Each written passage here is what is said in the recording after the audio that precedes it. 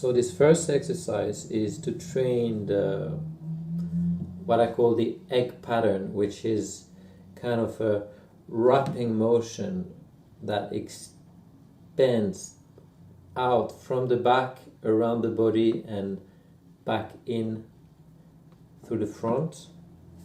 So kind of like a belt running from the back to the front, around the waist, around the hips. This relates very much with the transverse abdominis kind of action, but it's much more complex than this, and I don't like to think only in terms of specific isolated muscles, but you can do a little research on the transverse if you're interested in the anatomy, and ask any question if you have any. But for me, when it comes to anatomy, it's much more complex, and it can all the muscles in this area kind of work as a whole, like as a pulsating whole, breathing whole, like creating functional tension, tensing fascia, tensing tissues, and each muscle action, contraction then will influence the tension, the pressure within the whole space, like creating different dynamics. Anyway, it's quite complex, so that's why I find it a bit reductive, like too simplistic to think only in terms of one single muscle. But anyway, so the transverse is like a corset muscle that wraps around the waist. So what we're going to do here is simply a rocking motion from the hips, and what we want to do, we can connect with a point slightly under, like an inch, a couple of centimeters, 3-4 centimeters below the belly button, and kind of try to roll the pelvis back by sucking in this point, like trying to bring this point inward, as if you were trying to touch the inner part of your spine with it. You can press a little bit with your finger to kind of feel it, but it's not just, it's not just sucking the stomach in, it's not just this isolated area that is pulling in, it's a whole body pattern. So it's really like a drawing in, and as I draw in, my whole body is kind of wrapping around this central point, this abdominal point. And when I roll forward, when the pelvis is rolling forward, it's kind of opening up forward, the back going into extension, like the spine, like opening forward. So like coming into a ball, if I emphasize the movement with my limbs, with my legs and arms, it's kind of curling in, reaching towards a kind of a fetal position, and then opening up forward, curling in. So it's really about finding this point where how I can really wrap around my center, wrap around my lower back, lumbar spine. And so around this level we have the base of the lumbar spine, and then below we have the sacrum, which kind of curls backward with the tail curling in like this, which creates a whole space within the pelvis. It's called the pelvic cavity, I think, but it's like this. There's a space in there which has like internal organs, the bladder, sexual organs and stuff like that, like intestines, but also there's a lot of muscles around the pelvic floor and all around the pelvis basically, which are engaged in this kind of, holding this space, and this space is like a cup. So it's really, this pattern is really about receptivity. It's about creating a sense of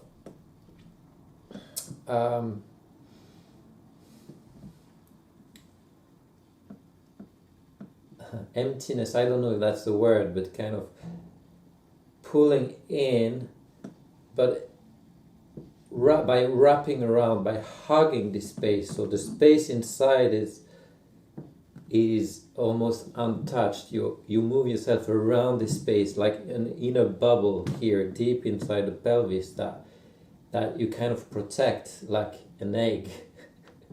Like, yeah, it's this all this area has a lot to do with vitality and, of course, sexual energy, creative energy, but it's really like a container, like a tank of energy as well, containing your own life energy and like feeling it as a sacred space as well.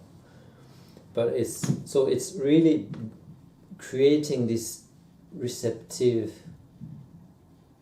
this container in order to receive more energy, and it's about learning how to hold space. So when I wrap like this, it's like my lower back is spreading laterally in order to come and hug a bit, like in this kind of shape, creating a literally holding space. So creating a wide circle, as wide as I can. So it's really about creating some space, so it's not crushing down. If I crush down, I kind of collapse inside the space and there's no space anymore. And what we want is to develop this capacity to hold the space in order to work like it's a base from which we're going to work. If we don't have space to work from, if we collapse, then we don't have any support, So the space inside the pelvis, as much as the base of the lumbar spine, which is then like really thick and solid, bony structure.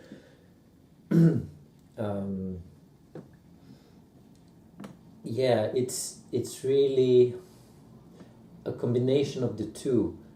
The more I can tighten my waist around, hugging literally the bottom of my lumbar spine by activating the transverse, but like not only, but it's like really this action of hugging and condensing laterally, compressing laterally, which also creates a sense of lengthening in this area, because if I press here, there will be forces moving away from this pressure. So it will lengthen the lower back by lengthening the upper part of the body and also projecting downwards the pelvis and the tail. And the tail, you can really also feel this kind of tucking under. Tucking the tail under towards your pubis, kind of trying to reach, to touch. Imagine trying to touch your pubic bone here, the bone here in the front, with your tail. So it's kind of engaging as well the pelvic floor which contracts in every direction. It's like very much like a circle, like a half a sphere. a dome. But yeah, which also takes part in this, in holding the space inside the pelvis, right? So yeah, anyway, I hope that makes sense. Play with it a little bit. You can really also use your legs, your hips to emphasize the movement, to explore and feel this. But it's like lengthening the spine. When I move back, I don't crush again. My whole spine is moving back from this point, from this point underneath the navel.